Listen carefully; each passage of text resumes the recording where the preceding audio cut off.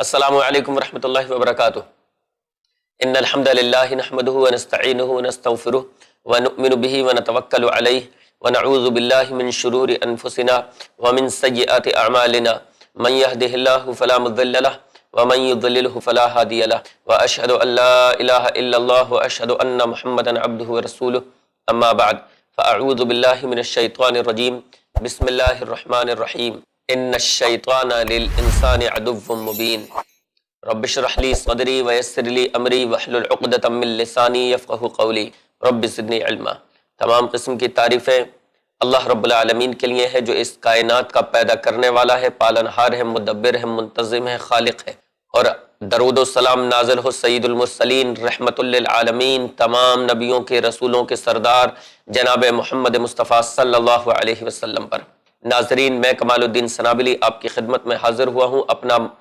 Programme لے کر۔ ناظرین، شیطان کے بارے میں بہت کچھ ہم آپ کے سامنے بتا چکے، شیطان کی اولاد کے بارے میں، شیطان کی ذریت کے بارے میں، شیطان کے تکبر اور حسد کے بارے میں، شیطان کی اس کے رب کی نافرمانی کے بارے میں، شیطان کا حضرت آدم علیہ السلام کو بہکانے کے بارے میں، حضرت آدم و حوا کی توبہ کے بارے میں، اس واقعے سے جو حقائق سامنے آئے وہ تمام کے تمام ہم ذکر آپ کے سامنے کر چکے۔ جنت میں وہ درخت کے جس کو کھانے سے حضرت آدم کو منع کیا گیا تھا، وہ درخت کون سا تھا؟ ہم نے آپ کو بتایا کہ قرآن و حدیث اس پر خاموش ہے۔ ہم نے آپ کو بتایا کہ آدم علیہ السلام اپنے رب کی نافرمانی اس وجہ سے بھی کر بیٹھے کہ وہ اپنے رب کا حکم بھول چکے تھے، مدتوں ہو گئی تھی جنت میں رہتے ہوئے، اور پھر اللہ فرماتا ہے قرآن میں فَنَسِيَ وَلَمْ نَجِدْ لَهُ عَزْمًا، سورۃ طٰہٰ آیت نمبر 115، کہ حضرت آدم نے اپنے رب کے فرمان کو بھلا دیا اور ہم نے ان میں برائی کا کوئی ارادہ نہیں پایا۔ ناظرین، آئیے اب ہم آپ کے سامنے آدم علیہ السلام کے ان دو بیٹوں کا واقعہ ذکر کرتے ہیں کہ جو کہ قرآن کریم میں موجود ہے۔ دو بیٹوں کا واقعہ کہ جن کو شیطان نے بہکایا اور ان کو قتل تک پر آمادہ کر دیا۔ شیطان نے بھائی کے ہاتھ سے بھائی کا قتل کروا دیا۔ وہ واقعہ جو میں آپ کے سامنے پیش کر رہا ہوں حضرت آدم علیہ السلام کے دو بیٹوں کا کہ جن کو شیطان نے بہکایا اور ان سے قتل جیسا گھنونا جرم کروا ڈالا، وہ واقعہ سورہ مائدہ آیت نمبر 27 سے لے کر آیت نمبر 31 تک میں موجود ہے۔ اللہ نے ان دونوں کا واقعہ قرآن کریم میں نازل فرمایا۔ قرآن میں ہے وَاتْلُ عَلَيْهِمْ نَبَأَ ابْنَيْ آدَمَ بِالْحَقِّ، کہ نبی علیہ السلام ان لوگوں کو آدم کے دونوں بیٹوں کا واقعہ صحیح سنا دو۔ اذ قربا قربانا فتقبل من احدهما ولم يتقبل من الاخر، جب ان دونوں نے یعنی حضرت آدم کے ان دو بیٹوں نے اللہ کی راہ میں قربانی پیش کی، فتقبل من احدهما، اللہ نے ایک کی قربانی قبول کر لی، فتقبل من احدهما ولم يتقبل من الاخر،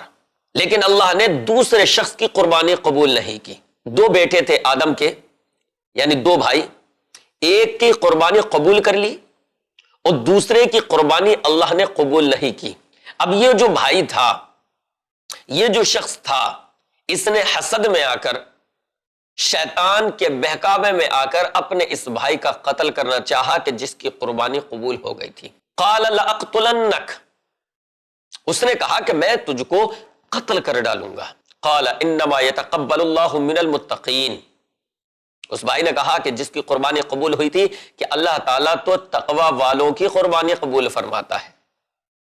اللہ تعالیٰ تو متقیوں کی قربانی قبول فرماتا ہے۔ لئن بسطت الی یدک لتقتلنی ما انا بباسط یدی الیک لاقتلنک، میرے بھائی اگر تو میری طرف ہاتھ بڑھائے گا مجھے قتل کرنے کے لیے، تب بھی میں اپنا ہاتھ تیری طرف نہیں بڑھاؤں گا تجھے قتل کرنے کے لیے۔ تو مجھے قتل کرنا چاہتا ہے اس لیے کہ تو شیطان کے بہکاوے میں آ چکا، تو شیطان کی چالوں کا شکار ہو گیا ہے، تو نے شیطانی راستہ اختیار کر لیا ہے۔ میں تو اپنے رب سے ڈرنے والا ہوں، انی اخاف اللہ رب العالمین، اور حقیقت بھی یہی ہے کہ جو اللہ سے ڈرنے والا ہوتا ہے اللہ اس کی قربانی کو قبول فرماتا ہے۔ جس کے اندر تقوی ہوتا ہے، جو اپنے رب سے ڈرتا ہے، جو اللہ والا ہوتا ہے، اللہ اس کی قربانی کو قبول فرماتا ہے۔ سرکشوں کی، نافرمانوں کی، متکبروں کی، قاتلوں کی قربانی کو اللہ رب العالمین قبول نہیں فرماتا۔ لئن بسطت الی یدک لتقتلنی ما انا بباسط یدی الیک لاقتلنک، اگر تو مجھے قتل کرنے کے لیے میری طرف ہاتھ بڑھائے گا تب بھی میں تجھے قتل کرنے کے لیے تیری طرف ہاتھ نہیں بڑھاؤں گا۔ کیوں؟ اس وجہ سے کہ میں اپنے رب سے ڈرنے والا ہوں، میں اللہ رب العالمین کا خوف رکھتا ہوں اپنے دل میں، میں شیطان کے بہکاوے میں نہیں آیا، شیطان کی چالوں سے میں واقف ہوں، شیطانی ہتھ کنڈوں سے بخوبی واقف ہوں۔ انی اخاف اللہ رب العالمین، میرے دل میں تو رب العالمین کا خوف ہے۔ انی ارید ان تبوء باسمی واسمک فتکون من اصحاب النار، اور جب یہ تمام گناہ تو سمیٹ لے، میرا بھی گناہ، اپنا بھی گناہ، سب کا سب تو سمیٹ لے، فتکون من اصحاب النار، تو جہنمیوں میں سے ہو جائے گا۔ وذالک جزاء الظالمین، اور یہی ظالموں کا بدلہ بھی ہے، جہنم ظالموں کا بدلہ ہے، جہنم سرکش اور نافرمانوں کا بدلہ ہے، جہنم متکبروں کا بدلہ ہے، جہنم رب کے باغیوں کا بدلہ ہے۔ وذالک جزاء الظالمین، ظالموں کا یہی بدلہ ہے۔ فطوعت له نفسه قتل اخیہ فقتلہ فاصبح من الخاسرین، بالآخر اس کو اس کے نفس نے اپنے بھائی کا قتل کرنے پر رضامند کر ہی لیا، اور اس نے اس کو قتل کر ڈالا۔ فاصبح من الخاسرین، اور خسارہ اٹھانے والوں میں سے ہو گیا، نقصان اٹھانے والوں میں سے ہو گیا۔ آخر وہ شخص نقصان اٹھانے والوں میں سے کیوں نہ ہو جو اپنے بھائی کا قتل کر ڈالے، جو ایک بے گناہ انسان کو قتل کر ڈالے، جو اپنے بھائی کا خون پی جائے اور زمین پر اپنے بھائی کا خون بہا دے، وہ خسارہ اٹھانے والوں میں سے کیوں نہ ہوگا، وہ نامراد اور ناکام کیوں نہ ہوگا۔ کامیاب تو وہ ہے جو اپنے بھائی سے محبت کرے، کامیاب تو وہ ہے جو زندگی اور حیات بخشنے والا ہو، کامیاب تو وہ ہے جو زندگیاں بچانے والا ہو، جو زندگیاں لینے والا ہو، جو قتل و غارت گری کا بازار گرم کرنے والا ہو، جو خون خرابہ کرنے والا ہو، وہ ناکام ہے، وہ نامراد ہے۔ تو قرآن کہتا ہے فَقَتَلَهُ فَأَصْبَحَ مِنَ الْخَاسِرِينَ، اس نے اپنے بھائی کا قتل کر ڈالا اور پھر وہ خسارہ اٹھانے والوں میں سے ہو گیا، نقصان اٹھانے والوں میں سے ہو گیا۔ اب معاملہ یہ تھا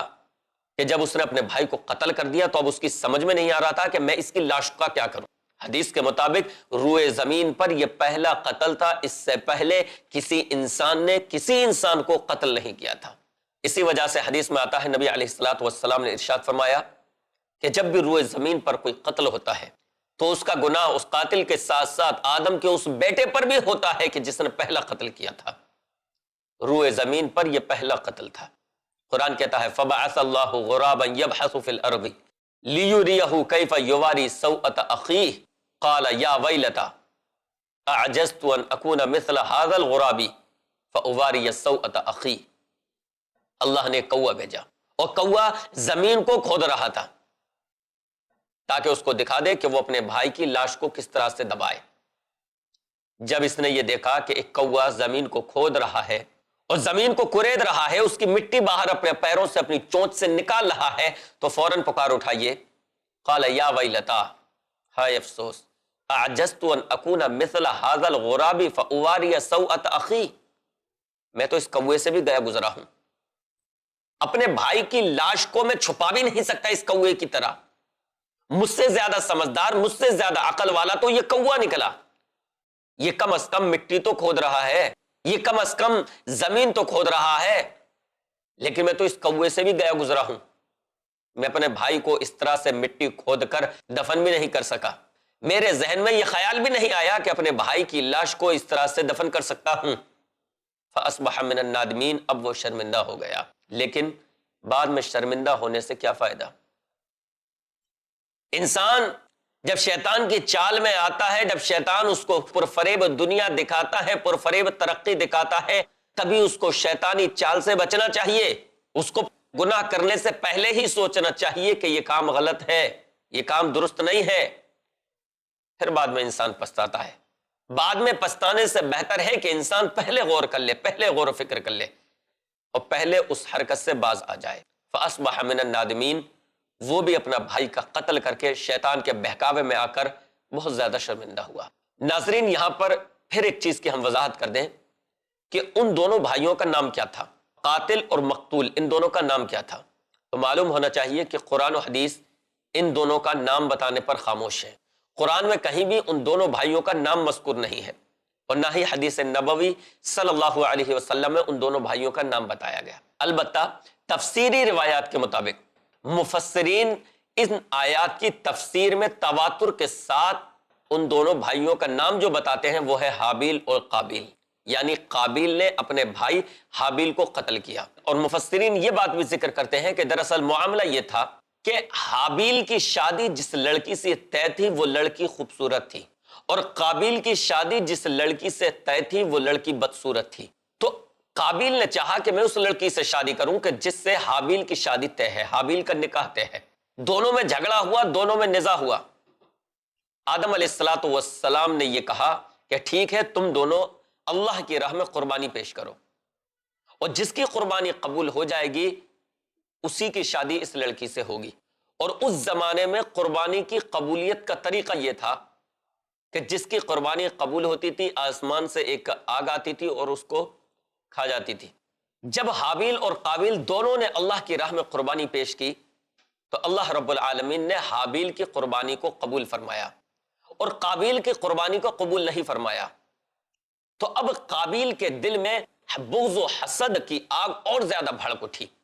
وہ پہلے ہی سے اپنے بھائی سے حسد کر رہا تھا کہ اس کی شادی جس لڑکی سے طے ہے وہ لڑکی خوبصورت ہے، اور میری شادی جس لڑکی سے طے ہے وہ لڑکی بدصورت ہے، لہٰذا میں کسی طرح اس لڑکی سے شادی کر لوں جس سے اس کی ہونے والی ہے۔ تو پہلے ہی قابیل حسد کر رہا تھا، بغض کر رہا تھا، لیکن جب اللہ نے حابیل کی قربانی کو قبول فرما لیا اور قابیل کی قربانی کو قبول نہیں فرمایا تو پھر اس کے حسد کی آگ اور زیادہ بھڑک اٹھی، اور پھر اس نے یہ سوچا کہ جب تک یہ زندہ ہے میری شادی اس لڑکی سے نہیں ہو سکتی، لہٰذا میں اس کو قتل کر ڈالوں، نہ رہے گا بانس نہ بجے گی بانسری، نہ یہ رہے گا نہ اس کی شادی اس لڑکی سے ہوگی۔ جب میں اس کا قتل کر ڈالوں گا تو پھر میری شادی اس لڑکی سے ہو جائے گی۔ ناظرین، یہاں پر ہم آپ کو بتاتے چلیں کہ شیطان نے اس واقعے میں جو بہکایا قابیل کو، اور اس قدر بہکایا کہ اس کو اپنے بھائی کا قتل کرنے تک پر ابھار دیا، وہ بھی ایک حسین چیز کے ذریعے۔ اس کے لیے بھی شیطان نے اپنا سب سے بڑا اور سب سے کارگر ہتھیار استعمال کیا، وہی ہتھیار کہ جس کی وجہ سے آج بھی دنیا میں بے شمار قتل ہوتے ہیں۔ کیا آپ ٹی وی پر، نیوز چینلز پر اور اخبارات میں اس طرح کی سرخیوں پر نظر نہیں ڈالتے کہ پیار میں قتل ہوتے ہیں، لڑکیوں کی وجہ سے قتل ہوتے ہیں، لوگ ناجائز عشق و محبت میں پڑھ کر قتل کر بیٹھتے ہیں، اپنے ناجائز پیار کو پانے کے لیے کسی کا بھی خون بہانے پر اتارو ہو جاتے ہیں۔ آج کے اخبارات، نیوز چینلز پر اس طرح کی خبریں دیکھی جا سکتی ہیں کہ آج بھی بے شمار قتل اسی چیز کی وجہ سے ہوتے ہیں کہ جس چیز کی وجہ سے قتل قابیل نے اپنے بھائی حابیل کا کیا تھا۔ آج کے اخبارات اور نیوز چینلز دیکھ کر یہ چیز واضح ہوتی ہے کہ آج بھی دنیا میں بے شمار قتل اسی چیز کی وجہ سے ہوتے ہیں کہ جس چیز کی وجہ سے حضرت آدم کے دو بیٹوں میں سے ایک بیٹے نے دوسرے بیٹے کو قتل کیا تھا، ایک بھائی نے دوسرے بھائی کو قتل کیا تھا۔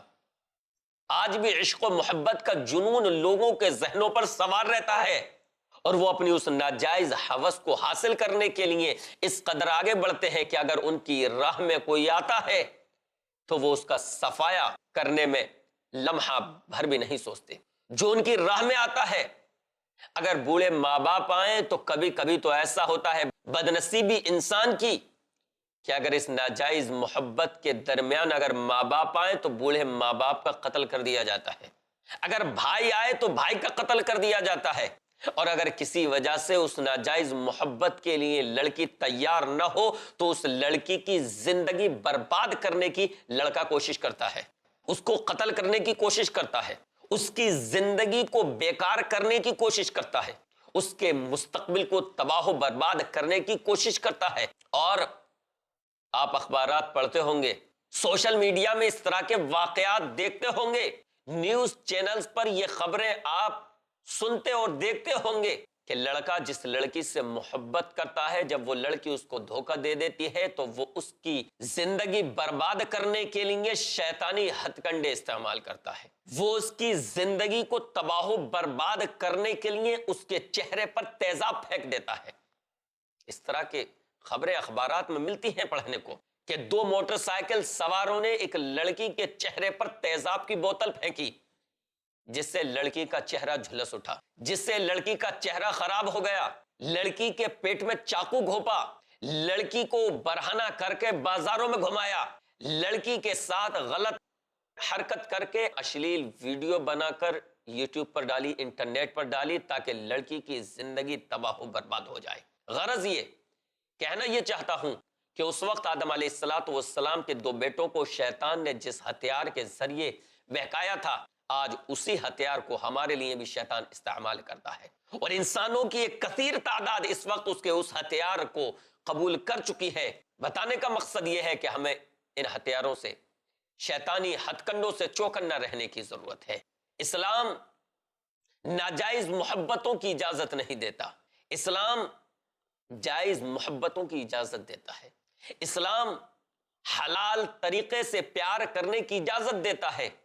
2 لوگوں کو نکاح کرنے کی اجازت دیتا ہے، لیکن بغیر نکاح کے ایک دوسرے کو حاصل کرنا یا ایک دوسرے کی طرف قدم بڑھانے کی اسلام اجازت نہیں دیتا۔ اگر ہم شیطان کی اس چال کو سمجھ لیں کہ شیطان حسن کے اس ہتھیار کو استعمال کر کے ہماری زندگیوں کو تباہ کرنا چاہتا ہے، ہماری آخرت کو برباد کرنا چاہتا ہے، ہمارے پیدا کرنے والے خالق کی نافرمانی کروانا چاہتا ہے، تو انشاءاللہ ہم شیطان کے ان ہتھ کنڈوں سے ہوشیار ہو جائیں گے اور شیطان کی ان چالوں کو ناکام کرنے کی کوشش کریں گے۔ اللہ رب العالمین سے دعا ہے کہ رب العالمین شیطان کے ان ہتھ کنڈوں سے چوکنا رہنے کی توفیق عطا فرمائے، اور رب العالمین ہمیں شیطانی چالوں سے باخبر رہنے کی توفیق عطا فرمائے اور شیطان سے ہمیں محفوظ فرمائے، آمین یا رب العالمین۔ ناظرین، آج کا وقت ہمارا یہی ختم ہوا، انشاءاللہ اس پروگرام کو لے کر ہم پھر آپ کی خدمت میں حاضر ہوں گے۔ تب تک دیکھتے رہیے i+TV، بہتر زندگی کے لیے۔ وصلی اللہ تعالی علی رسول خیر خلقہ محمد و آلہ و اصحابہ اجمعین برحمتک یا ارحم الراحمین۔